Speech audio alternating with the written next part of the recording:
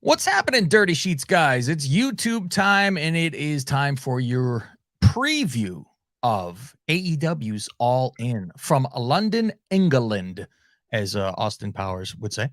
I'm Cav Manning from the Lingus Mafia podcast, as you well know, and I am with Mr. Billy Boy from Dirty Sheets X on Twitter, lockbetting.com, and dirtysheets.com for your betting privileges that you do for, because we got the odds as well this week for what's going on in London. I always call it at Wimbledon. That's my joke. They're playing at Wimbledon. How do you do there, Billy Boy? Yeah, I was going to actually just crack that open, but you know what? Oh, I'm not going to do. I see people just like having Coke on their YouTubes, like just on their live stream. So I'm going to keep my Coke. Okay. You enjoy Coke. I love this. Like I have so much of this every day, but I'm going to keep my Coke on the side. I'm not going to have it. I'm not going to have it during the live stream. Okay. But I have got a cold, so you do from time to time. Yeah, I've got some nasal spray here. I'm drinking my C4 cherry Starburst today. So let's get on with things. And we're going to start with the pre-show because they really want people to get in their seats at this. And we're going to find out if Billy's going or not. It's very curious. There's a good chance. I've always said, I bet you Billy would go. And we're going to find out about ticket sales as well. So first thing on the list is the FTW Championship, which they told us old Jungle Jack is going to retire this belt. So why is he defending the belt against Hook on the pre-show? I haven't got this on the pre-show. I actually have this before the main tag match. It says pre-show FTW Championship, Jungle Jack versus Hook. We got no odds for this, so we'll just be talking about it. Okay. So what do you think? I don't know. I guess it's, hey, you got to get on the show some way, somehow. Yeah, I guess so. I mean, they got another show the week after where I think they should have probably saved people for that. I think it's a weird thing to do to make Hook lose to Jungle Boy, but then Jungle Boy needed to win because he doesn't win anything. Yeah. Then you had Hook lose, and then if you just go straight back round to Hook, that's quite a strange thing to do. So I'm not sure where they're going with this one. I wouldn't be surprised if this doesn't have an ending because it's the pre-show match. So yeah, I could see some bullshit where Hook officially wins, but it's like run away, all that shit. Yeah, I just don't get that they said that he's going to retire it and all that kind of shit. I think they could do much more with Jungle Jack as this bad guy thing, and the music's fucking awful. It's like little stupid shit like that where you go, the fuck is this? So yeah, I don't see what that's got to do with him. Even if he's a heel, yeah, it doesn't. He's saying he's the coolest guy in the place. He's banging the hottest bitch in the building, whatever. And he's not with him out there, which he should be. Yeah, especially now that Jericho Appreciation Society's gone, just so they could do this one match. Yeah. So let's get to the main thing that they're going to do, and they're going to be wrestling twice. ROH World Championships, the tag teams, and it's the Aussie Open. One of them is banging Sky Blue. Versus MJF and Adam Cole. What is your thoughts to this is where all the predictions really start to get into that main event. I've heard people say they think it'll be, MJF gets hurt and then Cole kind of uses that later on. What's your thought? I can't imagine they win the fucking ROH tag titles. I mean, what the fuck? Why? Yeah, when it's 50-50 that they do, it's like same as like when you take an NFL handicap, 10-11, 10-11, -110, -110. So, yeah, I mean, if they win the belts, it's just that feel-good moment before the pre-show. If they don't win the belts, you're doing an angle on the show as opposed to TV. I mean, it's called the buy-in, so I would imagine they do a final thing to make you buy in. The one last thing to make you buy it. You're thinking, oh wow, I want to see the rest of this or the rest of that or whatever. So I don't think it can be, oh, someone's injured, so is the main event going to happen kind of thing. yeah, that won't really work. It has to be something more intriguing, something to lead you into the match. It's just odd they didn't do it on just normal TV. Like they didn't do this as the final thing, because the main event of Dynamite was underwhelming. These Aussies just beat the Hardys, who are jobbers now. And I love that they go, what a fucking amazing accomplishment. Yeah. Like, yeah, I mean, 20 years ago, maybe. Yeah, making us actually think that Jeff Hardy could even get in this country. Yeah. Yeah, he's one of those that can't get in. The same with apparently Ray Phoenix. Oh, really? What did he do? That's why he's hurt. I don't know if it's just a visa thing or what. But yeah, he's the one who he can't get in there. That's why he's going on. What's going on? Oh, sorry, I had to dip out, take a little bit of nasal spray. Oh, yeah, you're cold. I got you. All right. So getting into the real show, I don't know if this is going to be how things start off, but it wouldn't be a bad start. It'd be Will Ospreay versus Chris Jericho. I felt like this match in one fucking segment, I felt like it had more juice than anything else on the fucking show, where they were fucking, because they were very passionately fucking going after each other and talking about how he needs this and this and that. And then they had, the pull apart deal. I was like, I don't know why, but I felt like it was good work. Yeah, I think the fact sometimes when someone cuts a promo and they're clearly the heel, but it gets those sprinklings of cheers that Will Ospreay was getting, it means that it's resonating with people. So I think that it's obvious, and it's not necessarily a disliking towards Jericho. He's not that type of babyface where people are like, oh, we're sick of him. Fuck off, Jericho. I know some people are, but that's not the overriding thought. But I think that they felt that Will Ospreay did a good job in terms of conveying why they had this match. Because in reality, my overall opinion of this card is that it's underwhelming, and the matches were built up too quickly, and they announced it 4 months ago. So we should have had big matches announced ages ago, and it should have just been a case of filling in the card and getting the final few pieces of the jigsaw on as we head towards the end, not announcing matches 3 weeks out, and then the other pay-per-view next week don't have any matches. Like, it's all been done very badly. How bad is it that there's a pay-per-view the following week? I mean, I cannot believe there is not, and we've looked for it, like a package where it's $80 get you both, or 70 for each. And I'm like, because what the fuck? Thank God I won't be watching it live. It'll be 9 a.m. here for me, starting I think 9, and then the real show start 10, something like that. I'll be golfing, but that makes me go, okay, I could use Fire Stick, because if I use Fire Stick during, I'd rather pay for it, because it fucking leaves, it comes back, you got to go search channels. I'd rather buy it and be done. But if it's on Fire Stick, after it's over, it's completely posted perfectly and done. So if you're not watching it live, that's the way to go. Right. All right. I think Ospreay is a clear favorite here. So he's 1 to 4. You got to put $400 down on him to win 100. Jericho is jobbing to all of these guys that need wins. Yeah. He's been doing that for a while.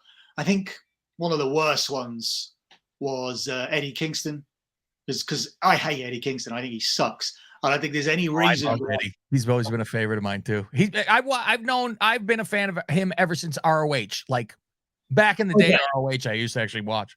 Okay, that's fine. Like you can be a fan of someone and their ability to talk or whatever. But yeah, that's pretty much what it is. I think on the basis that you can't get to a gym or you can't have a calorie deficit. I understand how Joe Schlob watching this show doesn't have the motivation to get off his ass and do it, because his day-to-day doesn't involve. Yeah. His day-to-day might not involve, having important things to do where he needs to be in shape. Yeah. You're on fucking TV. Yeah. Like, eat 1,800 calories a day. You can still get your junk food in or whatever you do within 1,800 calories, but eat 2,200 calories less a day for 3 months and go to the gym 4 times a week. You don't have to do it like a Drew McIntyre or someone who goes every day, or some of these guys that go 2 times a day, like when we're heading towards WrestleMania season. Like, but even if you are that lazy, you can get there for your job 4 or 5 days a week and you can eat less, not even every day. You can allow yourself 2 cheat days a week. But if you stay in that calorie deficit, you will not look like this fat piece of shit, which is what he is. And he doesn't deserve a job, no matter what, how you resonate with his character or how good you think he is. He doesn't deserve to work in AEW or anywhere until he can actually dedicate himself to his job. Which that's Kevin Owens too. You feel the same way about Kevin Owens? What's the difference? There's no difference. I don't think Kevin Owens is as bad as him, because with Kevin Owens it seems more generic. Like with Eddie Kingston, you can see that it's the gut. You can see that it's lifestyle. With Owens, he's just bigger all round. And at this point in time, Owens has got a catalogue of work that makes it difficult for him not to be in that position. But when Owens came in 2015, I was like, why the fuck's he beating John Cena? He needs to lose weight. I don't get it. Like, yeah. And I didn't agree with the push. We're too far down the line now. But I don't think Eddie Kingston deserves that. And I don't think KO deserved that either. But KO's lost a lot of weight. He's not in shape yet, I wouldn't say. But Eddie Kingston's well out of shape. He's a fat slob. He looks like a fan. Yeah, it's funny because he's had those interviews where he says, I've tried to lose weight and it's in my family. This belly is okay. You got a cold? Still, you're nursing that cold, right? Yeah. Okay. All right, let's go on to the next thing here.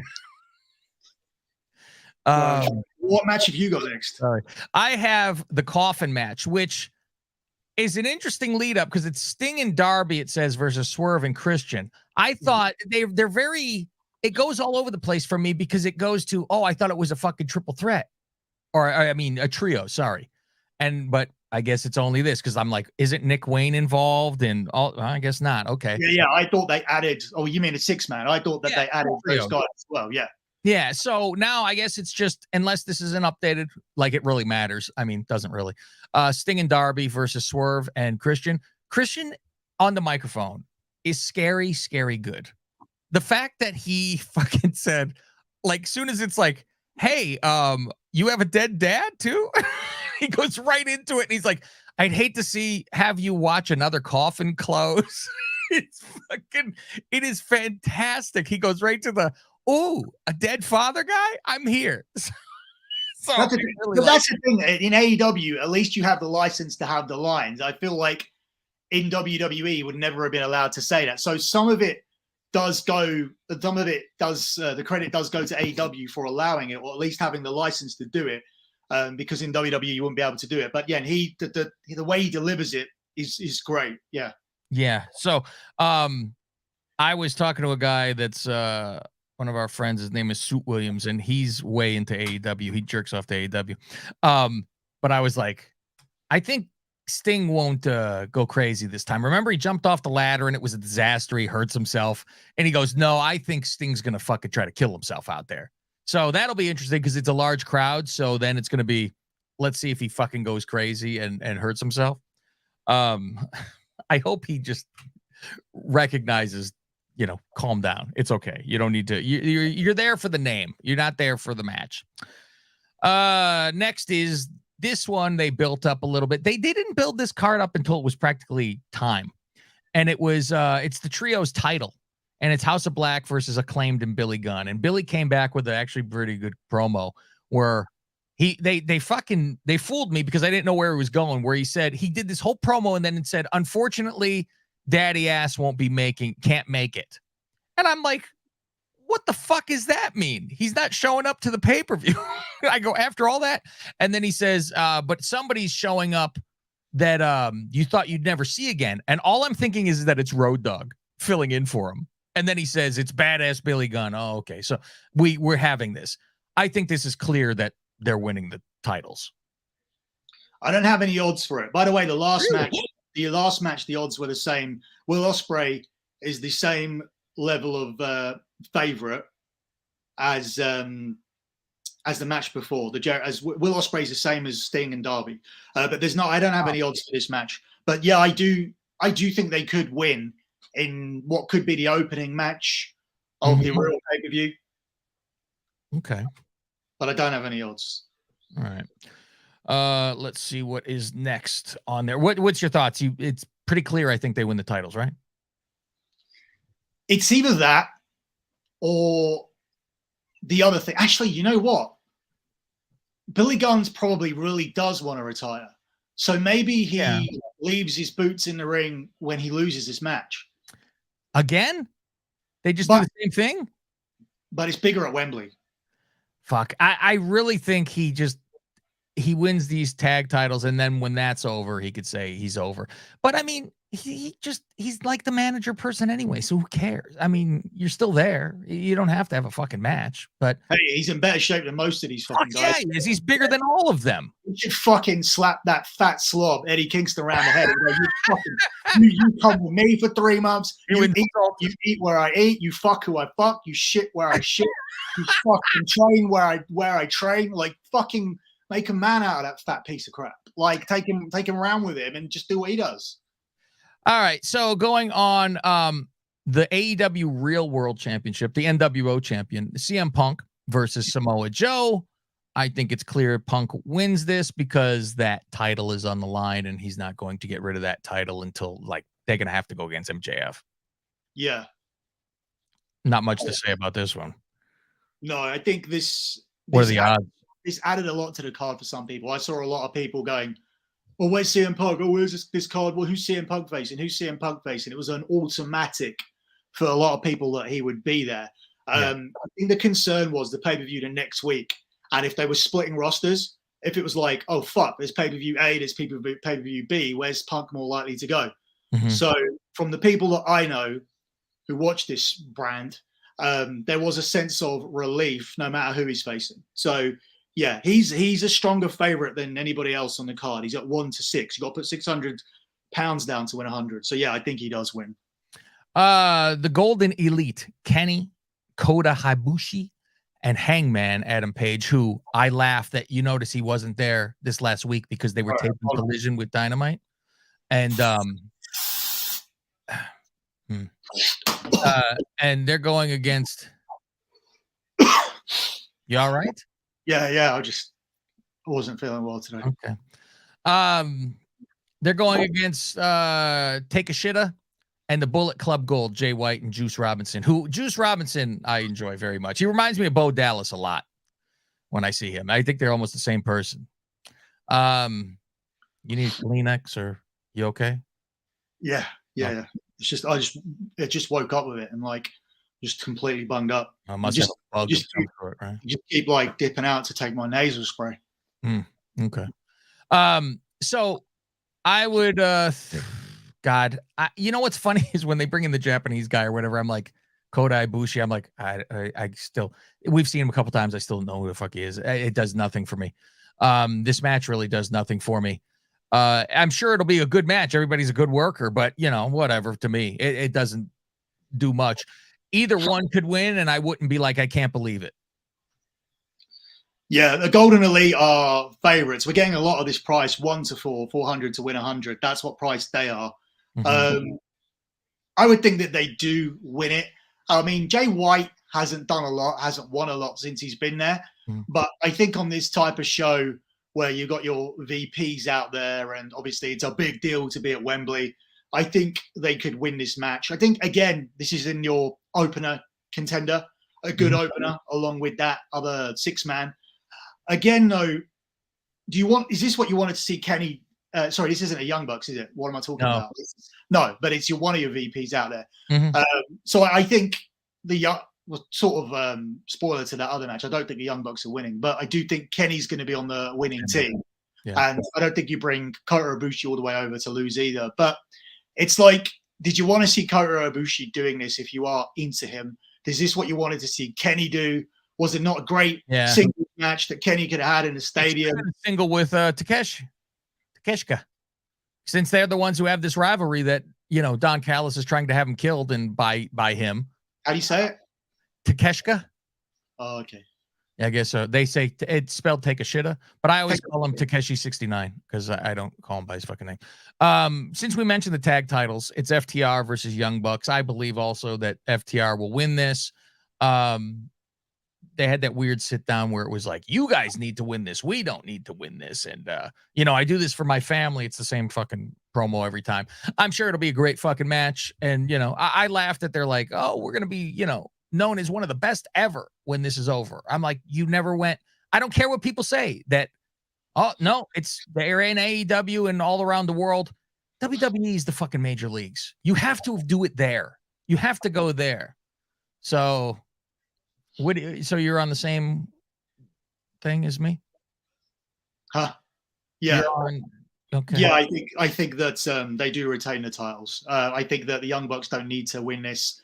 FTR haven't had the belts for too long, and it was a while with them when they were running out there sort of at the end of their last contract, and they were losing matches and stuff. And obviously, they've come to an agreement that they're going to stay. So yeah, I think that they win this match. I think we're early into their run.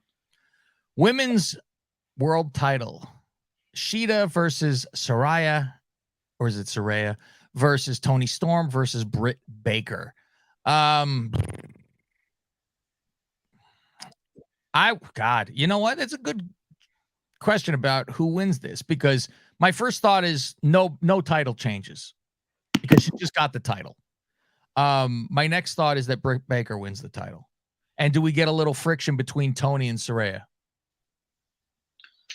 I don't agree with you, actually. I thought that they swapped it over so that Soraya didn't have to beat Toni. But ultimately, if you were doing this four-way, Toni could have just kept it. But I think with Shida coming in with a belt, it does make her, when people lose belts, you want really them to lose the belt properly. So Shida could get pinned. I think the idea would have been probably to do Shida versus Soraya. But, I mean, looking at her work, it's clear that she can't work a really good singles match. So they put 4 women in there instead. Also, you want to get Britt Baker on, you want to get Toni on. Perhaps the card was looking a little bit full. I'm fine with this match because, as I said, Soraya can't work that well. But I would think that she does win it in front of us. The two favorites here, Shida's the favorite at 4-5. Soraya's at even, 100 to 100. Toni's at 5-1. So if she wins it back, you win 500 profit. And Britt is 6-1. So she's the last favorite. I definitely don't think Britt wins. And I don't think Toni wins either. So I think it is one of the top two. Yeah, it's a good thought that they want to have the pop for hometown Soraya. 2 matches left. Stadium Stampede.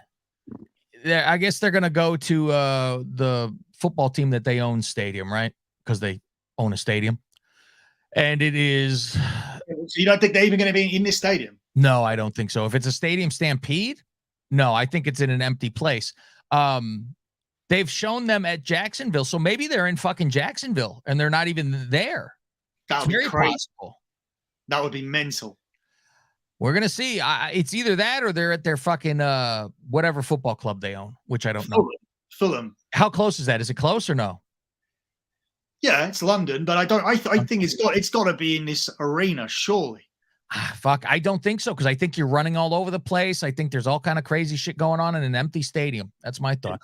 But anyway, it's Blackpool Combat Club, Moxley, Claudio, Wheeler, Santana, and Ortiz joining this versus Eddie Kingston, Orange Cassidy, Penta, and the Best Friends, which are the jobbers of the group. I would say Blackpool wins this. They have way more star power than the other side. Yeah, the other side don't have anything. I think this was a way to get people on. Again, Moxley falls into that Omega category again. Why is he doing this? Wouldn't you rather see him do a singles match? You'll get the token bleeding for sure. Oh, fuck. Yeah. I mean, he's jumped on Moxley's head. Yeah, I mean, in a month he bleeds more than his wife. So yeah, he'll bleed here for sure. But ultimately, yeah, I think you're right. They do win. Last match, world title, MJF versus Adam Cole. This is the whole who's doing what. Roddy said we're gonna find out who's who at the end of this. And you all right? Yeah. Okay. And so let me go blow my nose. 1 second. Okay. You gotta just clear your nose. Yeah. This guy's got a runny nose this whole time. I hope he's just got his medication or something for runny nose. But is this the time we see Adam Cole turn on MJF? This is what's going on all the time. This is what we're being told. I think that's not a surprise. So do they try to do something else to swerve us because that's what's expected? Or are they just going to stick to the plan? I don't even know if that is the plan, but it's what everybody kind of thinks. And, that is trying to figure things out, that it is going to be Adam Cole turning on MJF. And they're making MJF the Stone Cold, the bad guy who's a good guy. So, like that. You all right? Yeah. Just get this cold might be getting to you. Oh, just a runny nose, you say? I'm just taking my nasal spray, a couple of paracetamol.